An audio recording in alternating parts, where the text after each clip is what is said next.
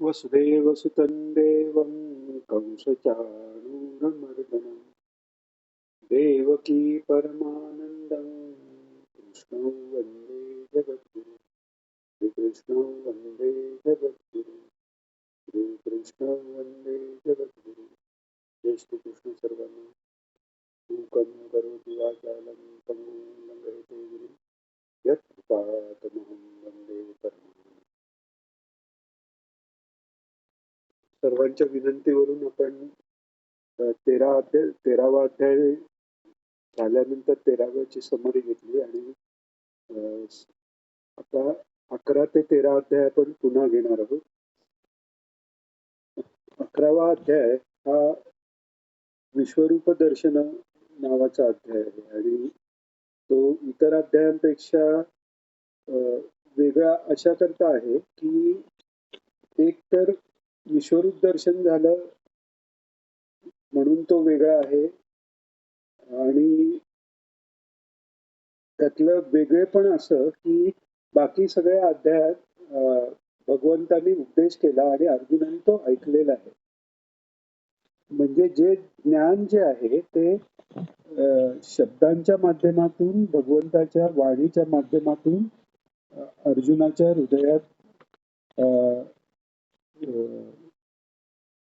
Transfer झालेले आहे. म्हणजे त्याचं भगवंतांनी या हृदयीचे त्या हृदयी घातले आपणासारखे केले अर्जुन असं भगवान पुढे ज्ञानेश्वर माऊली पुढे म्हणणारच आहे. पण इथे महत्वाची गोष्ट अशी की बाकी सगळ्या अध्यायात उपदेश आहे तो वाणीच्या माध्यमातून आहे. हाच एक असा अध्याय आहे की जिथे नुसतं श्राव्य नाही तर दृक माध्यमातूनही ते ज्ञानाची ट्रान्सफर म्हणा किंवा ज्ञानाचा प्रवाह भगवंताकडून अर्जुनाकडे गेलेला आहे.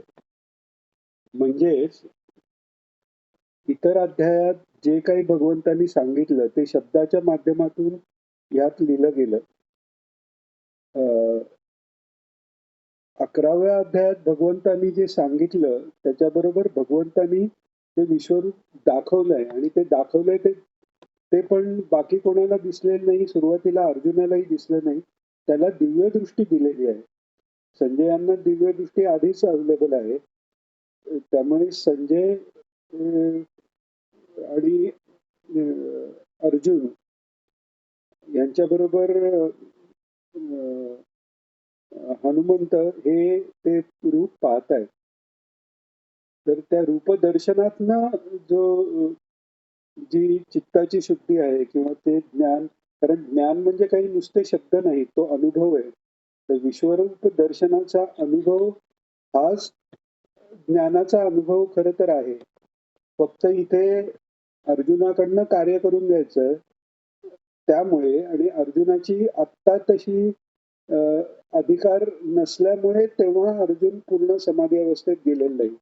पण तरीही तो अनुभव त्याला आलेलाच आहे असं म्हणता येईल.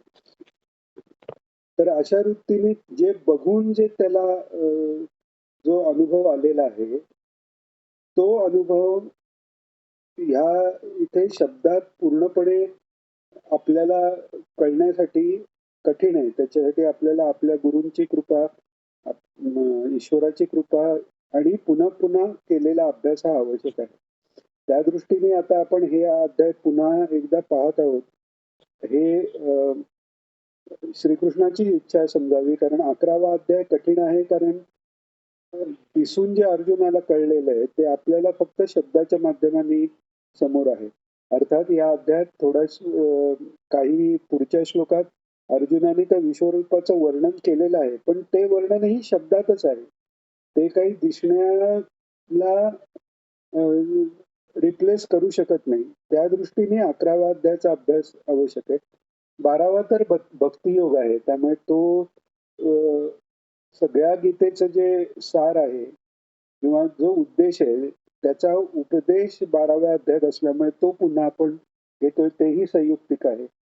आणि भक्ती निर्माण होण्याकरता ज्याची भक्ती करायची त्या भगवंताचं पूर्ण ज्ञान होण्यासाठी क्षेत्रज्ञ विवेक हाही आवश्यक आहे. त्यामुळे त्या दृष्टीने ही तिन्ही अध्याय पुन्हा करणं ही एक ईश्वरी इच्छा असावी असं लक्षात येते. तर आता 11व्या अध्यायात साधारण 1 ते 4 श्लोकात अर्जुनाने विश्वरूप दाखवायची विनंती केलेली आहे. 5 ते 8 श्लोकात अ, भगवंतांनी अ, पश्चिमे असं म्हणून आपलं रूप कसं आहे, असं त्या विश्वरूपाचं वर्णन केलेलं आहे.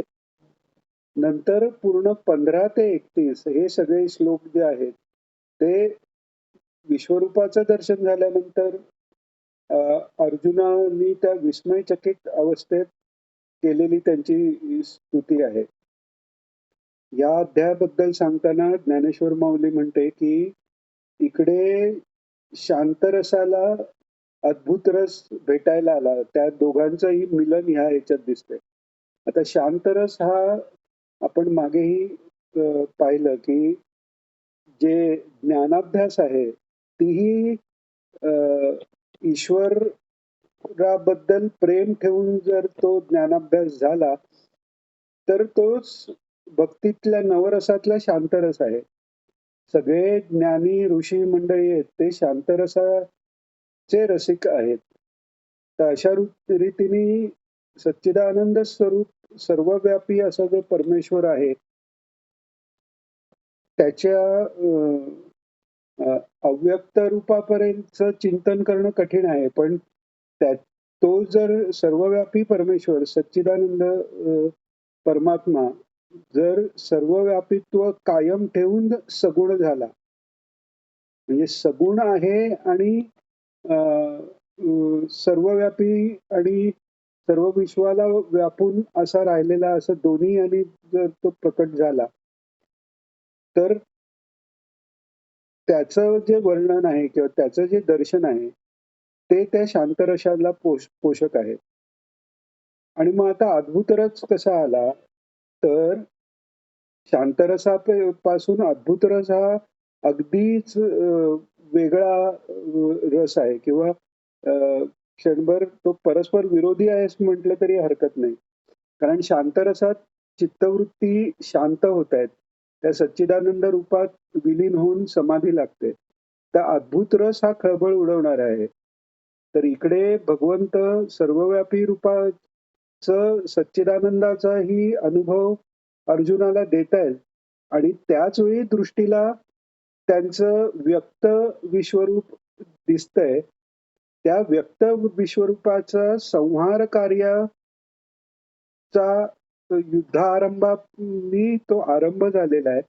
खरं तर त्याच्या आधीच भगवंतांनी जेव्हा कंसाधिक राक्षसांचा नाश केला, हा अवतारच पृथ्वीचा भार दूर करण्याकरता. त्यामुळे भगवंताचा अवतार झाल्यावर भगवंताचं कालरूप आहे, जे विश्वरूपाच्या रूपाने भगवंताने अर्जुनाला दाखवलं.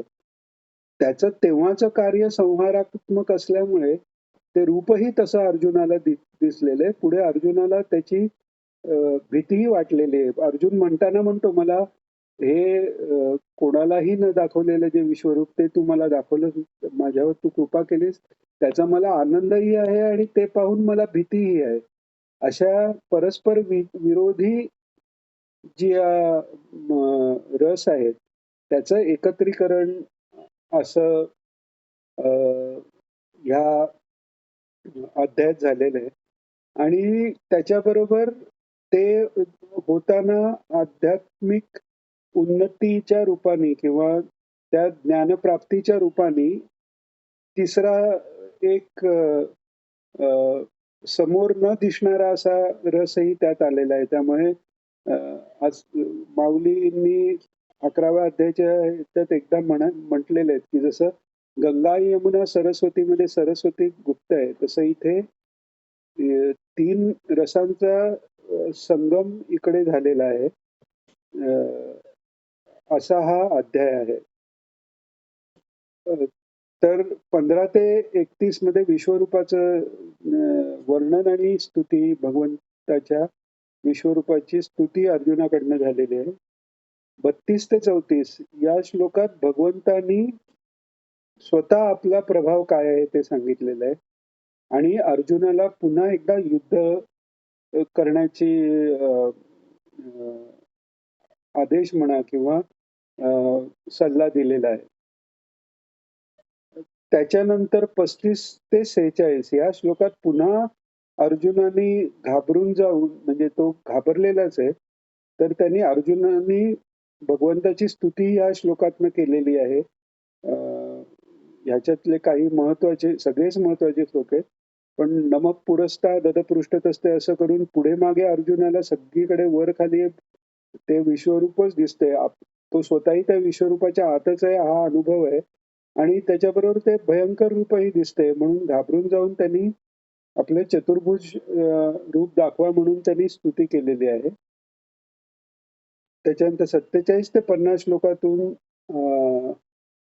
श्लोकात भगवंतांनी अरे हा विश्वरूप नशिबाने पाहायला मिळतो. मी कोणालाही जे दाखवलं नाही ते तुला दाखवतोय असं सांगून विश्वरूपाचं महत्व सांगून तरी आता तुझ्या करता तू विनंती केले म्हणून चतुर्भुज रूपात येतो असं ते होऊन चतुर्भुज रूपात आलेले आहेत आणि सौम्य रूपात त्यांच्या आलेले आहेत. आणि हे चतुर्भुज रूप अनन्य भक्तीशिवाय दिसणं कोणाला शक्य नाही. हे भगवंतांनी सांगितलेलं आहे. आणि अनन्य भक्तीनी काय होतं याचा उल्लेख करून हा श्लोक संपतोय. आणि त्यामुळेच 12व्या श्लोकाची सुरुवात ह्या भगवंताच्या भक्तीच्या महिमा सांगणाऱ्या 11व्या अध्यायातल्या शेवटच्या श्लोकाला धरून केलेल्या प्रश्नांनी 12व्या अध्यायाची सुरुवात होणार आहे. तर आता अध्यायाला सुरुवात करू. अर्जुनाच्या वक्तव्यापासून हा सुरू होतोय.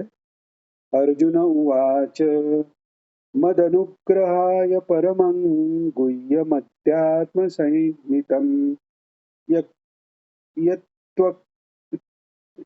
यत्त्वयोक्तं वचस्तेन मोहोऽयं विगतो मम. मदनुग्रहाय परमम म्हणजे मदनुग्रहाय म्हणजे माझ्यावर अनुग्रह करण्यासाठी परमम गुह्यम म्हणजे परम गुह्य एकदम गुह्य म्हणजे गुप्त किंवा सिक्रेट आपण म्हणतो तसं ते परम गुह्य म्हणजे अतिशय गुह्य गोपनीय असं जे अध्यात्म संज्ञितम अध्यात्म म्हणून जे म्हटले गेलेले आहे किंवा अध्यात्माच्या विषयक आपण मागेही बघितलं. आधी आत्म म्हणजे इकडे पुन्हा जीवात्म्याचा ला जो अध्यास झाल्यामुळे जो आत्मा आपण म्हणतो म्हणजे आपलं कुटस्थ तर त्या आत्म्याबद्दल आणि तोच कुटस्थ सर्वव्यापी आहे याचं ज्ञान होणं हे जे म्हणजे आत्म्याचं खरं स्वरूप ज्यांनी कळून येतं त्याला अधि म्हणजे त्याच्या टुवर्ड्स इंग्लिशमध्ये म्हणतो त्याच्यापर्यंत पोचवणारं असं ते अध्यात्म. तर अध्यात्म संबंधीचं जे ज्ञान आहे ते माझ्यावर अनुग्रह करण्याकरता तुम्ही जे सांगितलं यत्त्वयोक्तम म्हणजे तुम्ही उक्तम म्हणजे सांगितलं त्वया उक्तम त्वयोक्तम म्हणजे तुम्ही सांगितलेले जे आहे त्यांनी काय झालंय जे वचस्ते ना म्हणजे तुम्ही सांगितलेलं जे वचन आहेत ज्ञानाचा उपदेश आहे त्यांनी मोहोयम विगतो मम म्हणजे माझा मोह आहे तो विगत म्हणजे गतो मम पण नाही विगत म्हणजे विशेष करून गेला म्हणजे कायमचा गेलाय असा अर्जुन खात्रीने सांगतोय. माझा मोह पूर्ण गेलाय आणि तो विगत म्हणतोय म्हणजे निशेष तो गेलेला आहे. आणि तर इथे एक लक्षात घ्यायला पाहिजे की इथे काही ट्रान्सलेशन मध्ये माझं अज्ञान दूर झालं नाहीसं झालं असं म्हटलेलं आहे. आता मोह दूर झाला किंवा अज्ञान नाहीसं झालं याच्यात थोडासा फरक आहे. मोह दूर झाला म्हणजे ज्ञान परोक्ष ज्ञान झालेलं आहे. अज्ञान जेव्हा नाहीसं होईल तेव्हा तो ज्ञानाचा पूर्ण अनुभव आहे. तिथे समाधी अवस्था पूर्ण प्राप्त होते. तर इथे आता पुढे अर्जुनाकडनं कार्य करून घेण्यासाठी त्याचा ती समाधी अवस्था आता भगवंतांनी त्यांना दिलेली नाहीये, पण तो मोह दूर केलाय आणि म्हणून अर्जुन असं म्हणतो. आता दुसरा श्लोक अर्जुनाचाच आहे तो.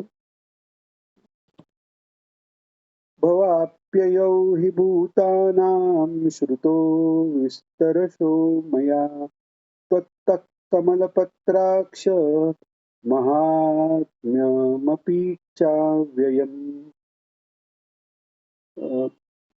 आता तो म्हणतोय की सर्वात पहिलं म्हणजे इथे त्वत्तः कमलपत्राक्ष म्हणतोय. म्हणजे श्रीकृष्णाला कमलाच्या पत्रासारखे अक्ष तुझे आहेत असं म्हटलेलं आहे. डोळे आणि अक्ष आपण मराठीत एकाच अर्थाने घेतो, पण इकडे अक्ष याचा अर्थ हे बुबुळ असा घेतला पाहिजे. तर पत्राप्रमाणे ज्याचे गोल आणि टपोरी बुबुळ आहेत असे डोळे असलेला कमलपत्राक्ष. तर अशा या पत्राच्या किंवा कमल दलासारखे बुबुळ असलेले डोळे असलेले अशा तुमच्याकडून आपल्याकडून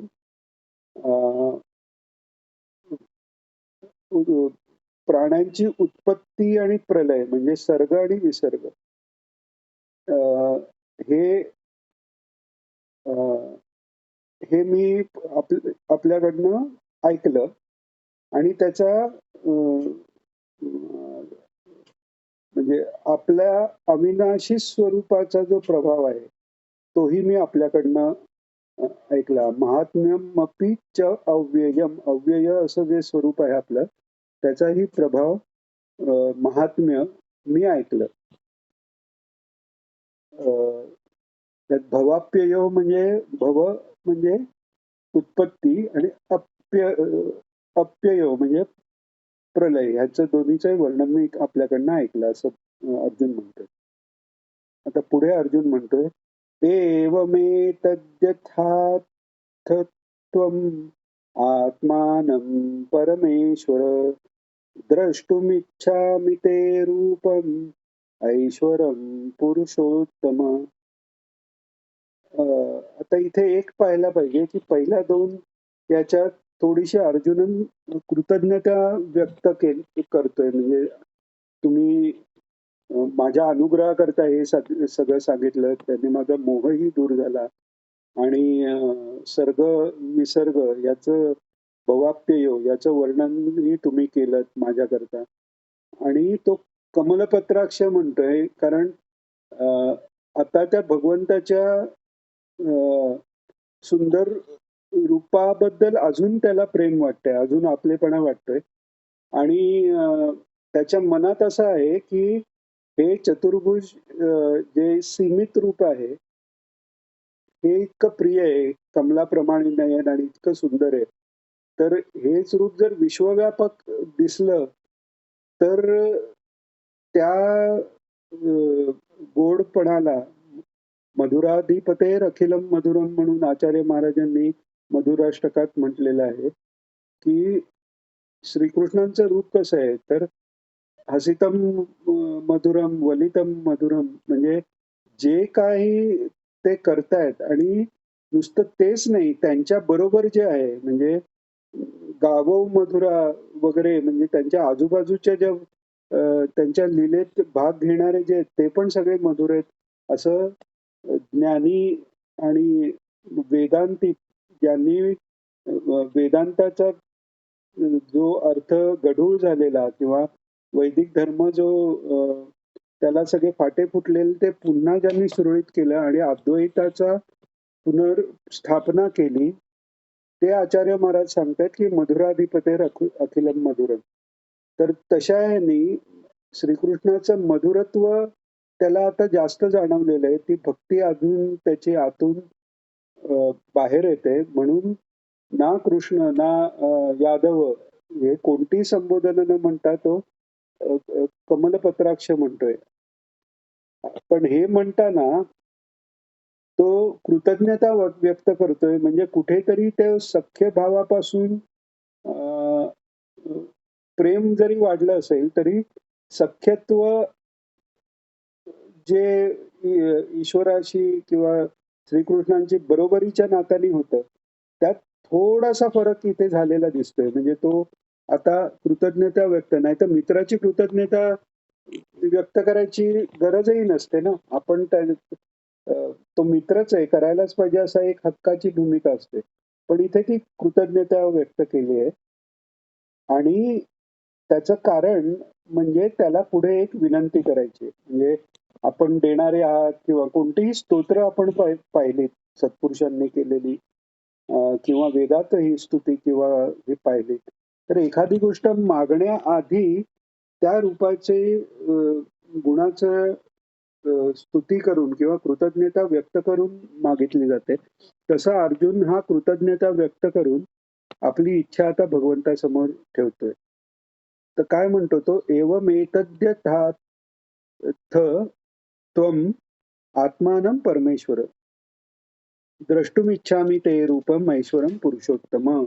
म्हणजे हे परमेश्वरा, आपण आपल्याविषयी जसं जसं सांगत जातायत ते मला ते तसंच आहे. म्हणजे पुढे आधी आपण काही श्लोक पाहिले तेव्हा त्यात कसं आलेलं की अ, तुम्ही जे सांगतायत ते मी सगळं खरं मानतोय. असं अर्जुन म्हणणारा अर्जुन, तुम्ही जे सांगतात ते तसंच आहे असं म्हणतोय. म्हणजे तिथे मला पटणं न पटणं किंवा मला कळणं न कळणं याच्या पलीकडे आता अर्जुन गेलेला आहे. जसं-जसं तुम्ही सांगतात ते तसंच आहे.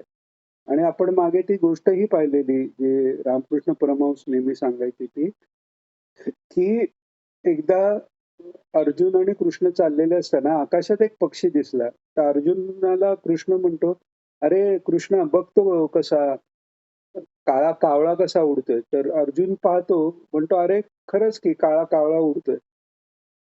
मग भगवान म्हणतात, "नाही, नाही तो तर पांढरा शुभ्र हंस दिसतोय." लगेच अर्जुन म्हणतो, "हो, हो खरंच की पांढरा शुभ्र हंस दिसतोय." तर तिथे काय अर्जुन लांगुल चालन करत होता. म्हणजे ग्राम्य भाषेत चाटुगिरी आपण म्हणतो, तसं करत होता असं नाही. श्रीकृष्ण भगवान जेव्हा म्हणतात की हा कावळा आहे, तेव्हा तो अर्जुनाला कावळाच दिसतोय. जेव्हा म्हणतात हंस आहे, तेव्हा तो हंसच दिसतोय. तर तशी ती अवस्था या ठिकाणी पासून अर्जुनाची झाली, की जे भगवान बोलतायत तसंच त्याला ते कळतंय, दिसतंय, अनुभवाला येतंय. त्यामुळे जे काही आपण सांगतात ते तसंच आहे. ते आणि बरोबरच आहे. हे मला सगळं कळलेलं आहे. म्हणजे अ, हे का तो सांगतोय? कारण पुढे विनंती करत आहेत, की आपलं षडैश्वर्य म्हणजे ऐश्वर्ययुक्त जे रूप आहे, द्रष्टुम इच्छामी म्हणजे मला पाहायची इच्छा आहे. काय आहे? तर ते रूपम, ते रूप. कसं? ऐश्वरम पुरुषोत्तम म्हणजे ऐश्वर्यासहित. भगवान अ, याचा अर्थ याचा अर्थ ऐश्वर्य. वान म्हणजे ऐश्वर्याने युक्त. तर भगवान या संज्ञेला पात्र होण्यासाठी अ, त्या रूपात 6 ऐश्वर्य असण्याची आवश्यकता असते. ते ज्याच्यात आहे त्यांना आपण भगवान म्हणतो. भगवान अ, अर्थात नुसता भगवान म्हटल्यावर ते श्रीकृष्ण भगवान आहेत, हे तर लक्षात येतं. पण बाकीही म्हणजे विष्णूचे कोणतेही अवतार जे आहेत, ते भगवान आपण म्हणतो. भगवान शंकर म्हणतो. हनुमंतालाही भगवान हनुमंत आपण म्हणतो. कारण ते शंकरच आहेत. शंकराचार्यांनाही म्हणजे पूज्यपाद भगवान शंकराचार्यही म्हणतात. कारण हे षडैश्वर्य त्यांच्यात आहे. ते 6 ऐश्वर्य कोणती कोणती आहेत?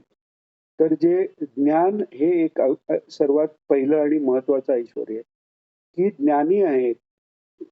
परमेश्वर हा सर्वज्ञ आहे. हे त्याचं एक ऐश्वर्य. नंतर ऐश्वर्य म्हणजे लक्ष्मीयुक्त असणं. म्हणजे कुठेही कशातही काही कमी नसणं, संकल्पातच त्यांच्या सिद्धी आहे, अशी त्यांची ती ऐश्वर्य आहे. हे षडैश्वर्यामधलं ऐश्वर्य हे दुसरं हे झालं. शक्ती, इच्छाशक्ती आणि क्रियाशक्ती ही अनंत आहे परमेश्वराची. आपली इच्छाशक्ती आपल्या इच्छेप्रमाणे, संकल्पाप्रमाणे काम होईलच असं नाही. कारण इ संकल्प दृढ आपला होऊ शकत नाही आणि दृढ संकल्प झाल्यावरही तो शेवटपर्यंत नेण्याची शक्तीही आपल्याला असते तसं नाही. पण भगवंताची शक्ती, इच्छाशक्ती, ज्ञानशक्ती ही दोन्हीही क्रियाशक्ती या तिन्हीही शक्ती भगवंताच्या मोठ्या आहेत. तर ज्ञान तर आधी सांगितलंच आहे. इथे शक्ती म्हणजे संकल्पशक्ती, क्रियाशक्ती ह्या दोन्ही झाल्या. इच्छाशक्ती आणि क्रियाशक्ती. त्याच्यानंतर बल. क्रियाशक्ती येते कशाने तर बलाने. वीर्य, वीर्यवान आहेत. म्हणजे अ, अ, वीर्यवान याचा अर्थ पराक्रमी हा तर झाला, पण वीर्यवान याचा अर्थ आध्यात्मिक तेज धारण केलेला असाही आहे. आणि त्याच्यामुळे तो तेजयुक्त असा ईश्वर षडैश्वर्य सांगतात. तर ते षडैश्वर्य युक्त रूप मला पाहायची इच्छा आहे असं म्हणतात. हे मागताना अर्जुनाला म्हणजे एकतर कमलपत्राक्ष म्हणून हेही रूप सुंदर आहे हेही ते म्हणायला आणि दुसरी त्याला आतून वाटतं की हेच रूप विश्वव्यापी झाल्यावर ते सौंदर्य आणि गोडवा किती वाढेल तो बघायची त्याला खूप लालसा इच्छा निर्माण झालेली आहे. पण आता आधीच सांगितल्याप्रमाणे जो काही ज्ञान उपदेश भगवंतांनी केला त्यांनी मित्र या भूमिकेपासून ईश्वर या भूमिकात अर्जुनाने आता श्रीकृष्णांना दिले. ते सख्य थोडंसं कमी झालंय. त्यामुळे थोडासा संकोचही आलेला आहे. तो आता असं म्हणू शकत नाही, कृष्णा चल मला विश्वरूप दाखव, असं नाही त्याचा व्यवहार करतायत. तर तो आधी तर हे त्यांनी कृतज्ञता व्यक्त केली आणि आता तो चौथ्यात तो म्हणजे कृतज्ञता व्यक्त केली आणि हे षडैश्वर्य तेजयुक्त ईश्वरी स्वरूप मला प्रत्यक्ष पाहण्याची इच्छा आहे, अशी इच्छा पण सांगितली. म्हणजे दाखव सांगितलं नाही, अशी माझी इच्छा आहे. असं सांगितल्यावर काही त्याचा परिणाम होतोय हेही तो थोडासा इच्छा व्यक्त केल्यावर ती इच्छा आपण पूर्ण करावी म्हणणं योग्य आहे की नाही हे पण तो चाचपून त्याला पाहायचंय. म्हणून तो डायरेक्ट मला दाखव न म्हणता मला बघायची इच्छा आहे म्हटलं आणि कदाचित त्यांनी ईश्वराकडे भगवंताकडे पाहून त्यांच्या हावभावावरून काही अंदाज येतोय का ते दाखवतील नाही दाखवतील अशा ह्यानी तो त्यांनी पाहिलं असेल आणि तो एक त्यांचा प्रसन्न भाव बघितल्यावर त्याचा थोडा संकोच अजून कमी होऊन किंवा थोडं धैर्य त्याला येऊन तो आता चौथ्या श्लोकात विनंती करतोय विश्वरूप दाखवायची. तर तीही कशी करतोय चाचरत चाचरत ते आता आपण पाहू. मन्यसे यदि तच्छक्यं मया द्रष्टुमिति प्रभो योगेश्वर ततो मे त्वं दर्शयात्मानमव्ययम्. मन्यसे यदि तच्छक्यम, तुला जर हे शक्य वाटत असेल तर मया द्रष्टुमिति प्रभो, जर मला दाखवणं तुम्हाला शक्य वाटत असेल तर हे प्रभू म्हणजे सगळ्यांचं जे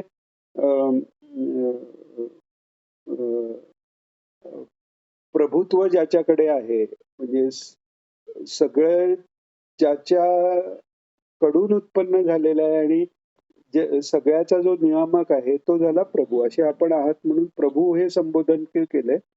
आणि योगेश्वर हेही म्हटलंय. म्हणजे योगेश्वराचा अर्थ आपण हा पूर्ण अर्थ केल्यावर पाहू. तर प्रभू योगेश्वरा, की तुम्हाला जर शक्य वाटत असेल तर ततो मे त्वं दर्शयात्मानम् अव्ययम्.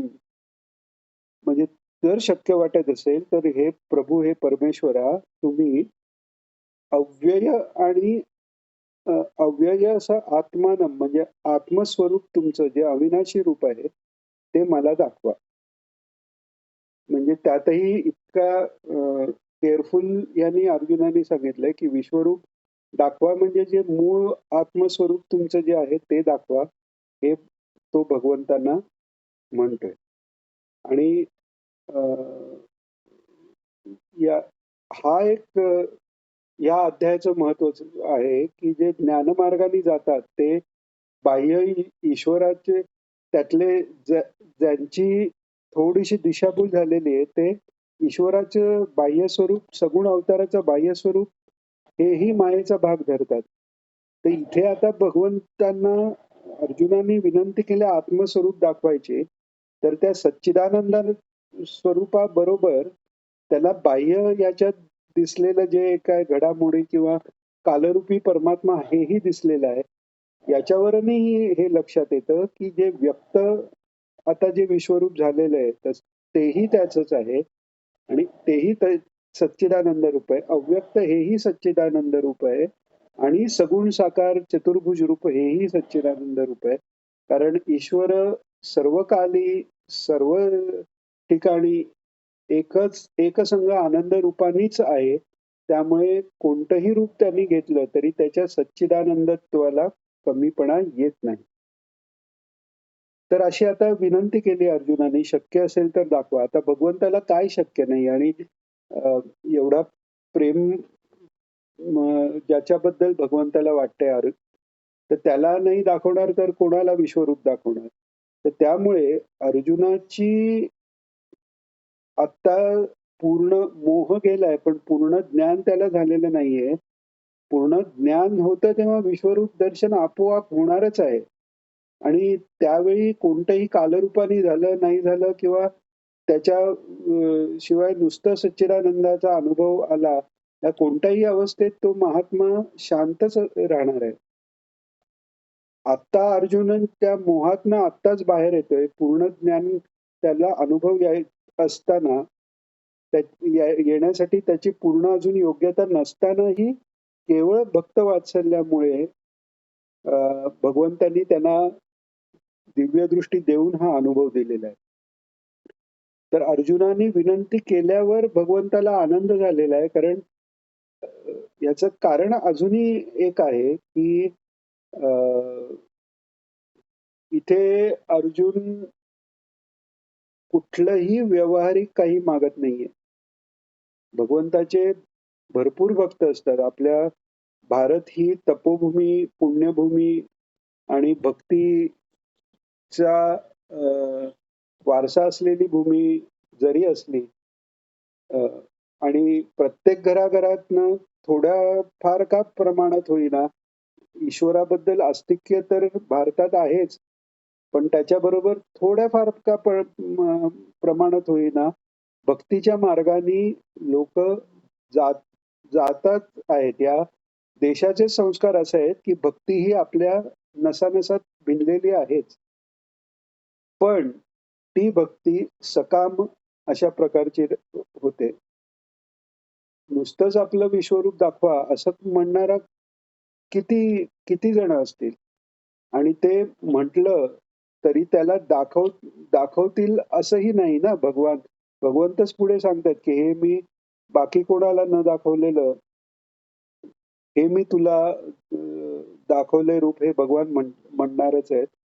तर इकडे तो भगवंताला आनंद झालेला आहे की आपल्या प्रिय भक्तांकडनं, प्रिय मित्राकडनं ही विनंती त्याला एक व्यवहारातही आपण पाहतो. एखाद्याला आपण जेव्हा समजा कुठे आपल्या प्रोफेशनच्या म्हणजे कामाच्या कंपनीच्या ठिकाणी म्हणा किंवा घर सोडून वेगळ्या कोणत्यातरी सेटअपमध्ये कोणाची ओळख झाल्यावर वरवळ ओळखीनंतर समोरचा माणूस जर तुम्हाला अजून जाणून घ्यायची उत्सुकता दाखवतं, तर कुठेतरी